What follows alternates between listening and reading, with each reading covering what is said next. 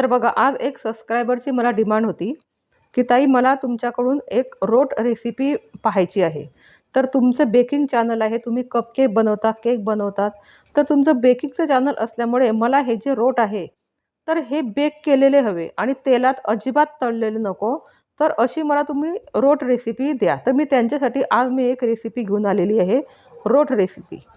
तर बघा आता इथे आपण हे जे रोट बनवले आहे, तर हे रोट मी फक्त गव्हाच्या पिठापासून आणि रव्यापासून हे रोट इथे बनवलेले आहे. तर यात अजिबात मैद्याचा वापर केलेला नाही आणि विदाऊट ओव्हन, विदाऊट ऑइल आणि विदाऊट बेक असे आपले हे रोट इथे तयार झालेले आहे. तर मी हे अजिबात तळलेले नाही किंवा बेक पण केलेले नाही आणि हे रोट जे आहे ते अतिशय खुसखुशीत आपले रोट तयार झालेले आहे आणि एकदम हेल्दी रोट आपले हे झालेले आहे.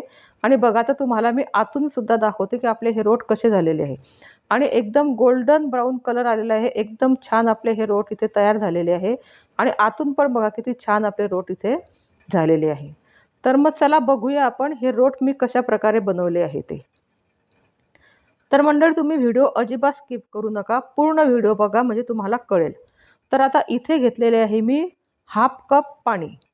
तर आपल्याला इथे हाफ कप पाणी हे उकळून घ्यायचं आहे आणि यात हे पाणी उकळल्यानंतर आपल्याला इथे घ्यायचं आहे गूळ.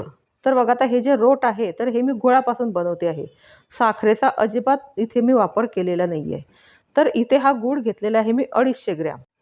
तर आता हा जो गूळ आहे तर हा आपल्याला पूर्ण मेल्ट करून घ्यायचा आहे. तर हा उकळत्या पाण्यात गूळ टाकल्यामुळे हा लवकर विरघळतो आणि आता हा थोडा गूळ विरघळला की आपण हे जे गुळाचं आपली कढई आहे ते ही बाजूला ठेवूया आणि आपली जी पुढची प्रोसेस आहे ती पुढची प्रोसेस मी तुम्हाला दाखवते आता की ते कशा प्रकारे आपण हे रोट इथे तयार केलेले आहे.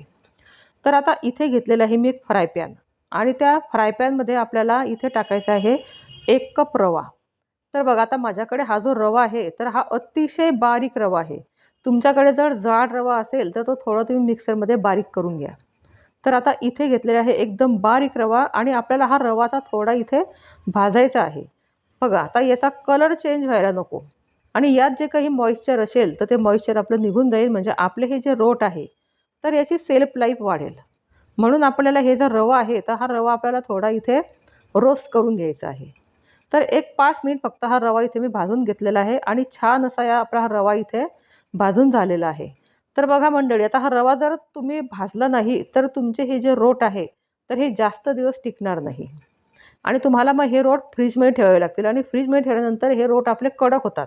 म्हणून हे रोट अजिबात फ्रीजमध्ये ठेवायचे नाही आणि त्यामुळे आपला हा जो रवा आहे तर हा छान आपल्याला भाजून घ्यायचा आहे. तर आता आपला हा जो रवा आहे तर हा छान भाजलेला आहे आणि आता याला आपल्याला एका कढईमध्ये काढून घ्यायचा आहे.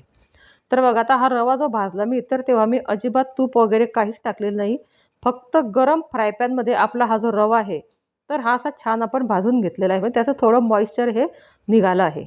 तर अशा प्रकारे आपला हा रवा इथे भाजून घ्यायचा आहे आणि याच फ्राय पॅनमध्ये आपल्याला घ्यायचं आहे आता गव्हाचं पीठ. तर बघा आता गव्हाचं पीठसुद्धा आपल्याला कोरडंच भाजायचं आहे, यात तूप वगैरे काहीच टाकायचं नाही. त्याने काय होतं, गोळे तयार होतात आणि मग ते चांगले भाजले जात नाही. म्हणून आपल्याला हे कोरडंच पीठ इथे भाजून घ्यायचं आहे. तर हे जे गव्हाचं पीठ आहे तर हे रव्यापेक्षा आपल्याला जास्त वेळ भाजायचं आहे, कारण हे जे गव्हाचं पीठ आहे हे जर भाजले तर आपले हे जे रोट आहे तर हे अतिशय टेस्टी लागतात. तर हे छान असं याचा थोडा वास येईल तोपर्यंत आपल्याला हे गव्हाचं पीठ इथे खरपूस भाजून घ्यायचं आहे. विदाऊट घी वगैरे टाकून आपल्याला हे गव्हाचं पीठ इथे भाजायचं आहे. तर बघा आता थोडीशी क्वांटिटी कमी झालेली आहे, म्हणजे आपलं हे जे गव्हाचं पीठ आहे तर हे सुद्धा छान असं भाजलेलं आहे. तर आता या रव्यामध्येच आपल्याला हे इथे गव्हाचं पीठ काढून घ्यायचं आहे. तर बघा आपण इथे गुळापासून रोट तयार करतो आहे, तर हे गुळापासून जे रोट आहे तर हे अतिशय टेस्टी लागतात आणि एकदम हेल्दी आपले हे रोट इथे तयार होणार आहेत. तर आपण इथे साखर वापरली नाही किंवा आपण तेलामध्ये इथे फ्राय करणार नाही आहे. तर बघा आता हे गव्हाचं पीठ आणि हा जो रवा आपण भाजलेला आहे तर छान असा याला आपल्याला एकजीव करायचा आहे. तर बघा आता हे छान मिक्स झाल्यानंतर यात टाकायचं आपल्याला 1/4 कप डेसिकेटेड कोकोनट. तर तुमच्याकडे जर हे कोकोनट नसेल तर तुम्ही घरात जे आपलं खोबरं असतं ते किसून टाकलं तरी चालेल. तर आता ते टाकल्यानंतर आपल्याला घ्यायची इथे 1 चमचा खसखस. तर आता ही खसखस घेतल्यानंतर आपल्याला 1 चमचा इथे चारोळी घ्यायची आहे. तर बघा याबरोबर तुम्ही ड्रायफ्रूटसुद्धा इथे टाकू शकतात. तर ड्रायफ्रूट जरी टाकले तरी काही हरकत नाही.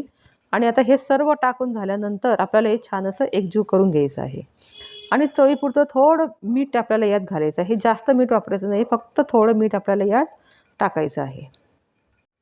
तर आता आपण जे मगाशी पाणी तयार केलं होतं, गूळ आणि पाणी, तर त्याचं मिश्रण आपण यात टाकून घेणार आहोत. तर ते थोडं गाळून घ्यायचं, कारण काय असतं गुळामध्ये बऱ्याच वेळा खडे असतात.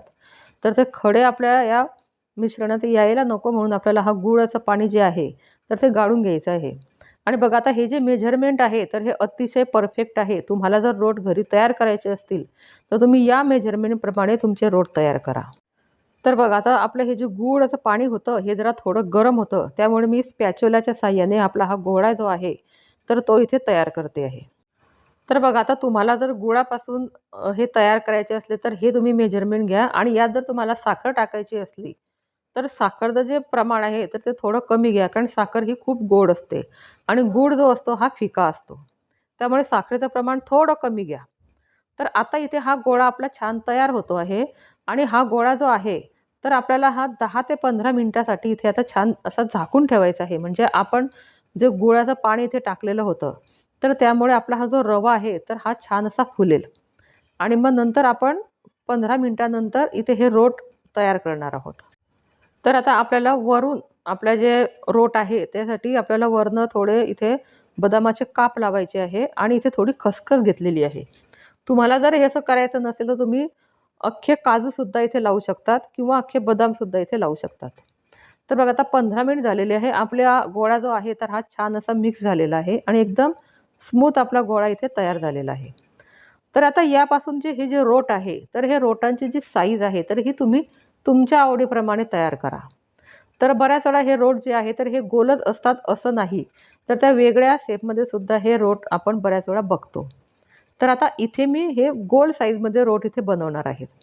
तर असा गोळा आपल्याला तयार करायचा आहे. एकदम जाड पण नको, एकदम बारीक पण नको, कारण आपला हा जो रोट आहे तर हा छान असा मध्ये खरपूस तयार व्हायला पाहिजे आणि जाड जर तुम्ही ठेवला तर तो मध्ये कच्चा राहील. तर आता वरनं आपल्याला ह्या रोटच्या वरती लावण्यासाठी आपण इथे हे खसखस आणि बदामाचे काप करून घेतलेले आहे, तर ते आपल्याला वरती इथे लावायचे आहे.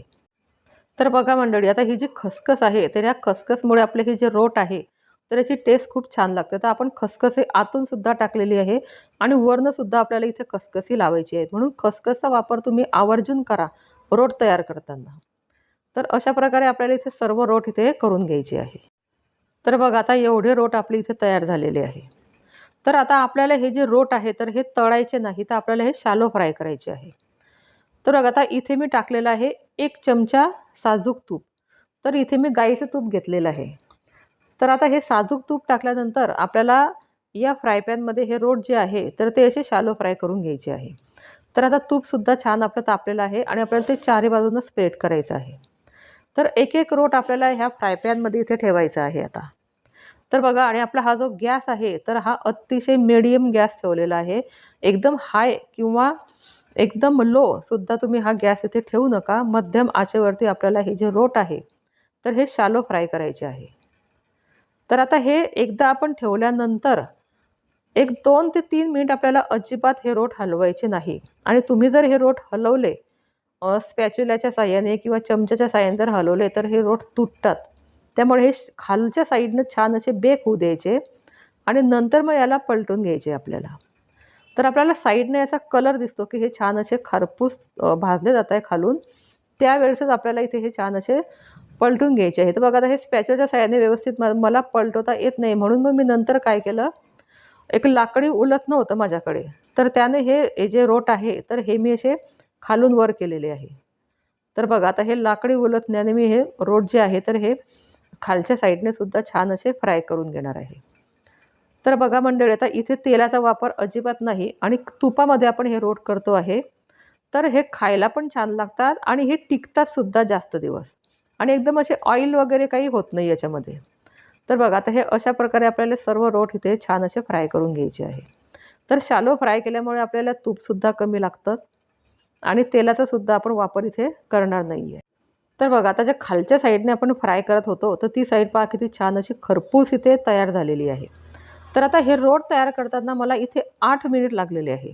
तर पहिल्या वेळेस मी 3 मिनिट हे रोट फ्राय होऊ दिले होते. नंतर मग पलटून झाल्यानंतर 5 मिनिट मी हे रोट इथे फ्राय केलेले आहे आणि बघा किती गोल्डन ब्राऊन कलर याला आलेला आहे आणि छान एकदम रोट आपले इथे दिसत आहे आणि वाससुद्धा खूप सुंदर आपला आलेला होता. तर आता यानंतर आपले जे बाकीचे रोट शिल्लक राहिलेले आहे ते सुद्धा आपल्याला इथे फ्राय करून घ्यायचे आहे. तर मंडळी बघा आता अशा प्रकारे आपले हे रोट इथे फ्राय करून झालेले आहे आणि मगाशी तुम्हाला दाखवले मी अतिशय सुंदर असे खरपूस आपले रोट इथे तयार झालेले आहे. तर तुम्हाला माझी रेसिपी कशी वाटली मला कमेंटमध्ये नक्की सांगा आणि चॅनलवर नवीन असाल तर चॅनलला सबस्क्राईब करा आणि नेहमी अशा नवीन नवीन व्हिडिओ माझ्या बघत राहा.